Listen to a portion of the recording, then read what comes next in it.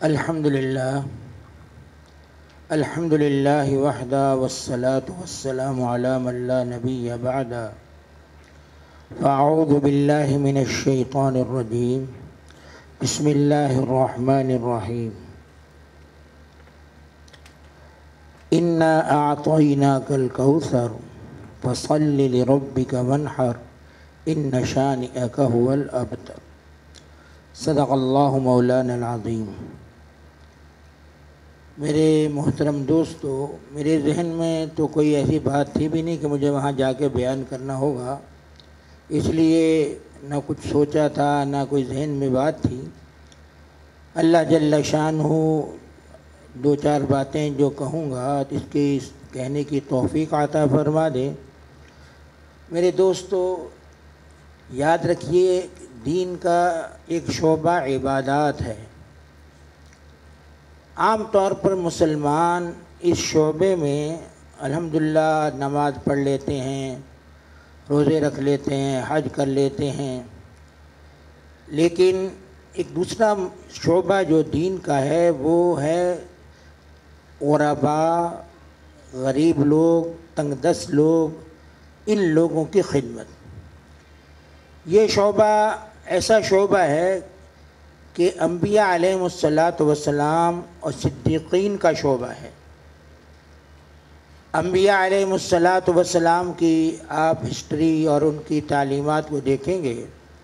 تو آپ حضرات کو یہ بات معلوم ہے کہ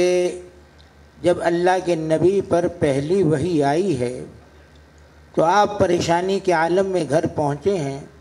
اور پہنچنے کے بعد حضرت خدیجہ رضی اللہ تعالی عنہ سے عرض کیا ہے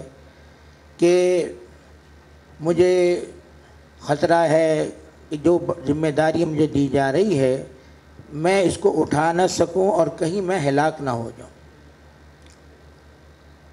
حضرت خدیجہ رضی اللہ تعالی عنہ نے جو اللہ کے نبی کو جواب دیا ہے وہ جواب میرے دوستو انتہائی ہم سب کے لیے اہم اور قیمتی۔ حضرت خدیجہ رضی اللہ تعالیٰ عنہ نے فرمایا کہ کلا، ہرگز نہیں ایسا ہوگا کہ اللہ آپ کو ہلاک کر دے۔ اور وجہ جو بیان کی ہے اس کی وجہ یہ بیان کی ہے کہ آپ تنگ دستوں کی تنگ دستی دور کرتے ہیں، بے سہاروں کا سہارا ہیں، غرباء کو آپ خیال کرتے ہیں، اور ایسے مہمان نواز ہیں کہ لوگ آپ کی مہمان نوازی سے فائدہ اٹھاتے ہیں، اور مسافر جو ہیں ان کی خدمت کر کر آپ گویا اللہ کو راضی کرتے ہیں۔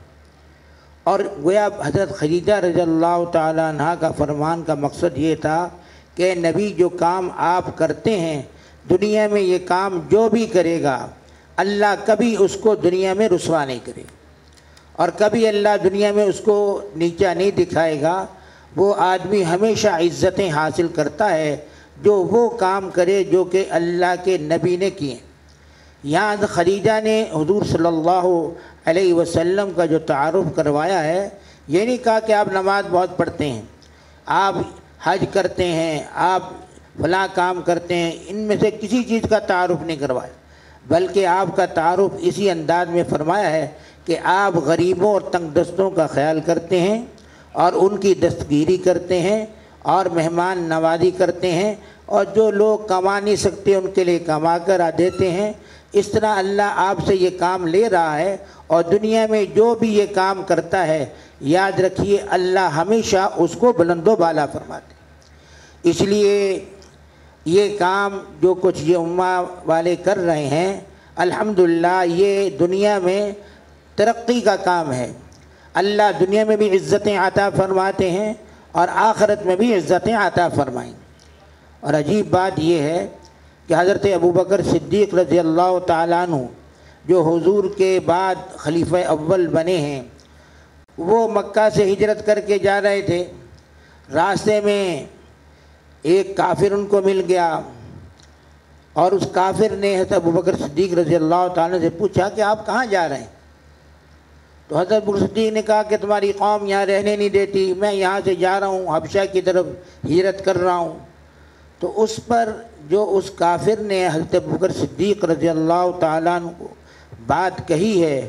وہ تعارف جو ابو بکر صدیق کا کروایا ہے وہ تعارف اسی طرح کروایا ہے کہ آپ غریبوں کی خدمت کرتے ہیں، بے سہاروں کا سہارا ہیں، تنگ دستوں کے کام آتے ہیں، جو آدمی کام نہیں کر سکتا اس کے لیے کما کے دیتے ہیں، اس لیے ایسا آدمی اس کو مکہ سے نکالا نہیں جا سکتا، اس کو مکہ میں رکھنا ضروری ہے۔ اس لیے میں اپنے آپ کو آپ کے اپنے سہارے میں لیتا ہوں اور اپنے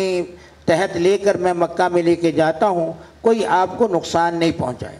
گویا صدیقوں کا جو تعارف ہے وہ بھی اسی سے کروایا گیا ہے کہ تنگ دستوں کی تنگ دستی دور کرنا، بے سہاروں کا سہارا بننا، یہی تعارف ہے صدیق اکبر کا۔ یعنی نبی کے جو کچھ تعارف حضرت خدیجہ رضی اللہ تعالیٰ عنہ نے فرمایا ہے وہی تعارف حضرت صدیق اکبر کا ابن دغنہ کافر نے کہا ہے۔ تو گویا معلوم ہوا کہ یہ کام جو ہے یہ بہت اونچا کام ہے۔ نماز پڑھ لینا بے شک اللہ کا فرض ہے، ایک ایمان والا نماز کبھی نہیں چھوڑے گا، لیکن میرے دوستو دنیا میں جب تک ہم اس خدمت کو نہیں اپنائیں گے اور غرباء کا خیال نہیں کریں گے، یاد رکھیے اسلام کی اصلی شکل سامنے کبھی نہیں آئے۔ اسلام دنیا میں پھیلے اور اسلام دنیا میں پھیل کر دنیا تک چلا جائے، اس کے لیے ان شعبوں کو اپنانا ضروری ہے۔ اس لیے اللہ ہمیں توفیق عطا فرمائے کہ ہم ان حضرات کا اس میں تعاون کرنے والے اور کوشش کرنے والے ہوں کہ جتنے شعبے انہوں نے شروع کیے ہوئے ہیں اس میں جو اللہ ہمیں توفیق دے اس میں حصہ لے کر گویا دنیا میں اسلام کی ترقی کا باعث بھی بنے اور دنیا میں غریبوں کی مدد کا ہم کر اللہ کے ہاں سرخرو بھی ہو جائیں، اور پھر اللہ ہمیں دنیا میں بھی روشن کریں گے اور انشاءاللہ آخرت میں بھی اس کا اجر ملے گا۔ اس لیے اللہ ہم سب کو